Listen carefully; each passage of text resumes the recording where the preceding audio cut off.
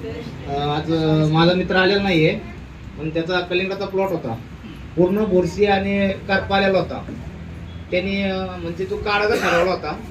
त्यानंतर त्यांनी गाठ घेतली. आम्ही शेतामध्ये गेलो, राजवण मॅडम आणि आम्ही. तर त्यांना फक्त आम्ही पहिली स्टार्टिंगला 4,000 खत घेतली. 4,000च्या खतामध्ये प्लॉट आत्ता जे जर बघितलं तर कोणालाही स्वस्त बसणार नाही असा प्लॉट आहे. त्या फळाची साईज झाली ते 5 ते 7 किलो. या कलिंगड आता 10 ते 5 दिवसामध्ये तो प्लॉट म्हणजे विक्रीला होईल. आणि त्या शेतकऱ्याच्या अगोदर आम्ही एका शेतकऱ्याला सांगितलं होतं, ते या प्रोडक्ट बद्दल त्यांना माहिती दिली. त्यांनी जवळजवळ 2 तास माहिती दिली. तर त्यांना काय म्हणलं होतं, हे अशी जर घेतली तर आपल्या रिझल्ट येईल. तर त्यांचे पैशाची अडचण असल्यामुळे गेले ना. त्या शेतकऱ्याचं फळ दोघांची लावगड फक्त 5 दिवसाचा डिफरन्स आहे.